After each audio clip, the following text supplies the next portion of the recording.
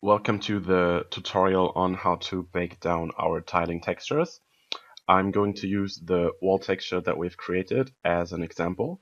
And once I've walked you through the process, which is going to be basically the same for all of the tiling textures you can create for this project, then I will let you do this process for the other two tiling textures that we have created in Maya. As you remember, we have sculpted all the bricks for this, and we've kept this plane in the scene.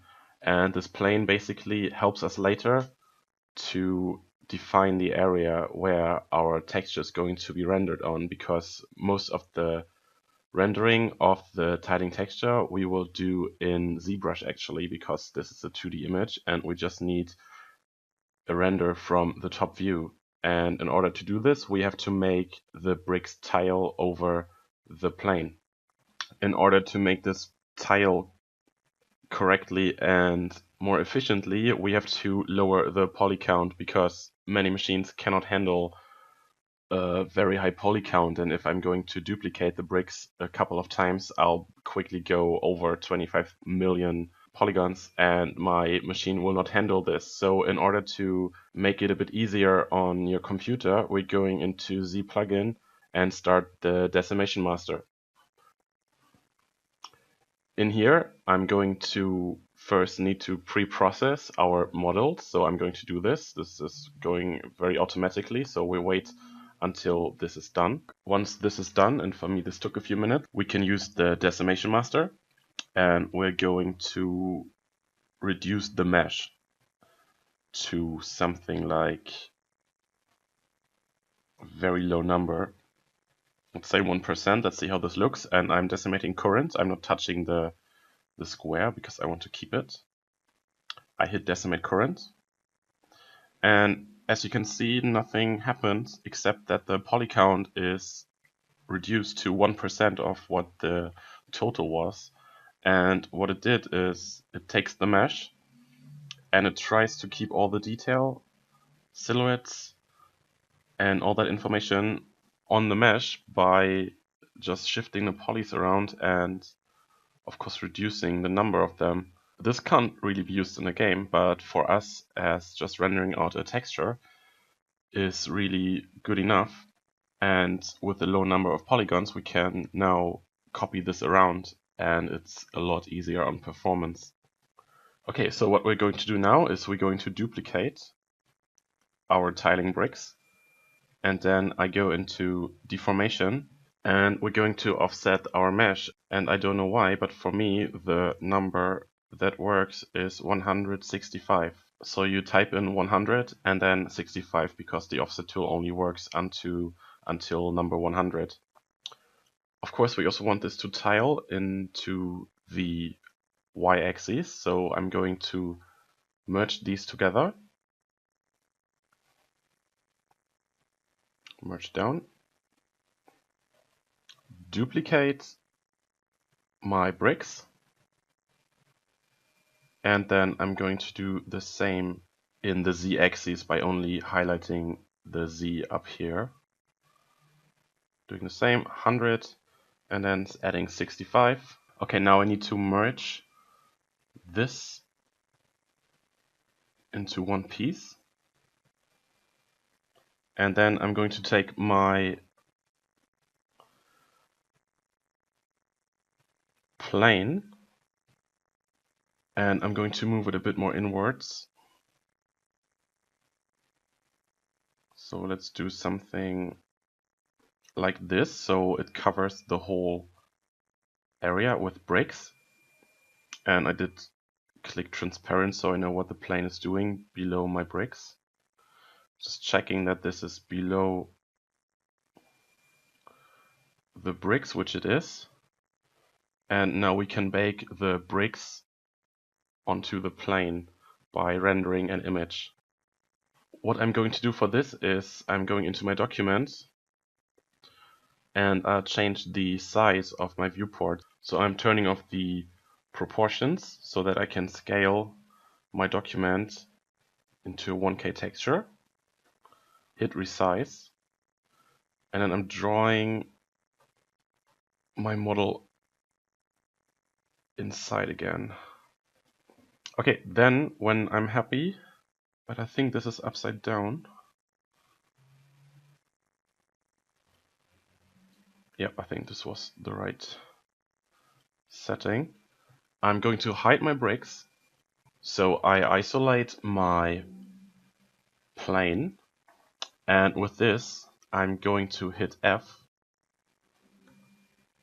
so that the plane is covering the whole document, but make sure don't rotate it or anything, just have a clear top view without any perspective on, and then when you hit F it covers the whole document.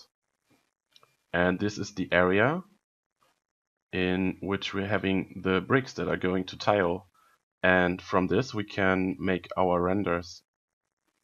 So I'm going to select the bricks and I'm going to make a few renders. So the first thing that I'm going to need is just a render of this material, which is the madcap red, but then desaturated. And I turn on a few options for this one. So I'm going into my render properties. I turn on ambient occlusion. I turn on wax preview and hit the vibrancy to 100. And this is the result you're getting, but make sure that you turn off the shadows because we don't want any light information in here yet. We're going to paint that in ourselves. Then with the shadows off, we can hit the best preview renderer button. And this will give us a nice render of our texture, which is 1K. And later we're going to scale this down to 512 by 512, but it's always good to have a bigger resolution and then reduce the size than the other way around. Once this is rendered, we can take some of the images. So what ZBrush does, it gives you in your BPR render path tab some images. So we're going to take the shaded and we're going to save it into the folder we are using. So I'm going to call this tiling texture white wax. Then we're also getting a height mask, which is very good for color variation. So we're going to call this height. We're also getting an AO map, which is not very strong, but I'm just going to use this for now. Call this AO. And then I like to take some other madcaps which we can find here. The first one is madcap white. And we're going to render this without the ambient occlusion.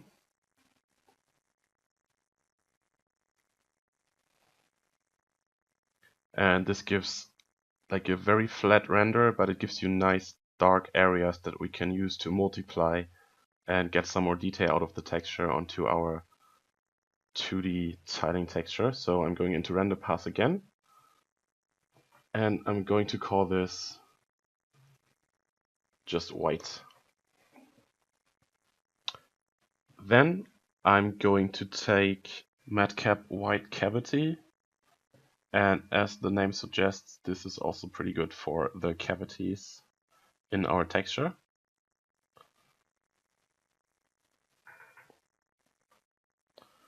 Calling this white cavity. And I'm also going to use one of the sketch maps.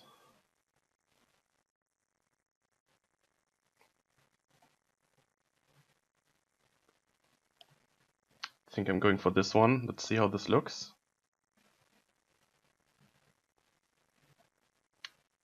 Doesn't look very good, not what I was expecting. Let's turn the wax preview off, maybe this is better.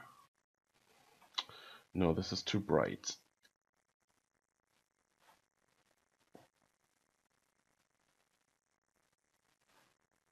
Maybe let's turn down the color. make this darker. Okay, let's save this one for now. I'm not sure if I'm going to use this. What I like about the sketch maps is that you get some nice highlights at the edges, so to give some more highlighted edges effects, but let's see if we're going to use it later or not. Just gonna render it out. Call this sketch. Now there are two ways to make a normal map. The easiest way is to take the normal map material, which immediately gives you the tiled normal map, which is pretty awesome. So I'm going to render this one, and again I need to go into the shaded, and I call this normal. But what I'm also going to do is I'm going to take our bricks and I'm going to export these as our high poly, because I also want to bake the normal and AO in XNormal for this one.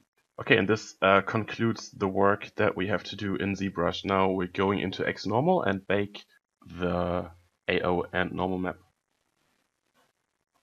The process here is pretty similar. I'm going to take my high poly mesh, and for the low poly mesh I have to take just the plane that we've made in Maya. If you don't have that plane anymore, and to get that plane we're going to our ZBrush scene and we're going to export the plane that we have moved in ZBrush, because it's not at the same space anymore than we've done with our low poly. This is very important, otherwise this would not bake down properly. So I'm going to export the low poly of the tiling bricks, which we then use as a low definition mesh in XNormal. Okay, we are in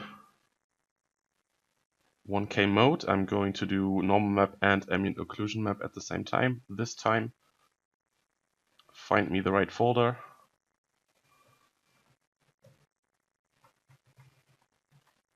And call it tiling texture bake. And I'm going to render it. Okay, while my textures are baking, I'm going to make a new document in Photoshop with all the renders we have. So I'm going to name these. This is the white wax. And then I'm going to place all the other ones that I have rendered out. For example, the height. Okay, let's take one. Let's take this one. I'm going to rasterize these layers.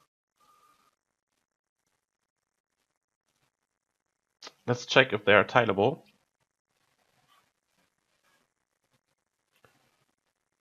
By going into filter other offset, and we're giving it an offset by 512 by 512, and what you can already see is that they didn't quite render correctly. So what we have to do is we have to get rid of the black line that you can see here in the middle, and this line is probably just a few pixels thick, and the good thing is it's a very consistent line, so we just have to crop the canvas a little bit. And you do this by, of course, having the lines at the outside of the image, going into image, canvas size, and let's remove some pixels. Let's go to 1021 by 1021, hit enter. Yes, some cropping will occur. This is exactly what we need.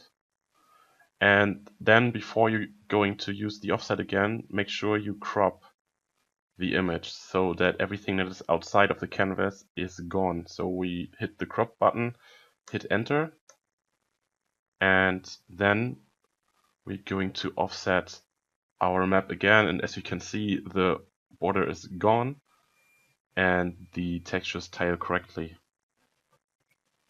Just check with the others.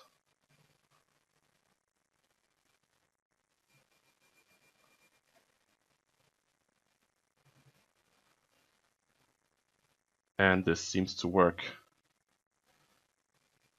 It's just a matter of finding the right number, and for us this was just 3 pixels. Then I'm going to go to image size and I'm going to scale this back up to a 1K texture.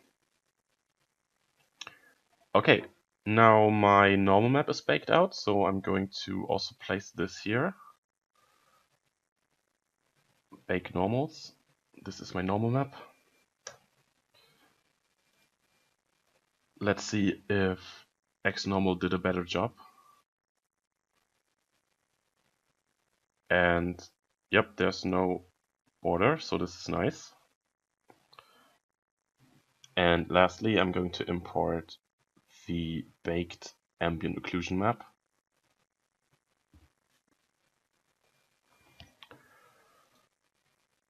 Just making sure this tiles as well, and it does. With this, we have our textures baked out for a tiling texture. You can repeat this process for the wood and the floor texture. And later in another video, we're going to composite these layers and we're going to apply the painting to finish the tiling textures.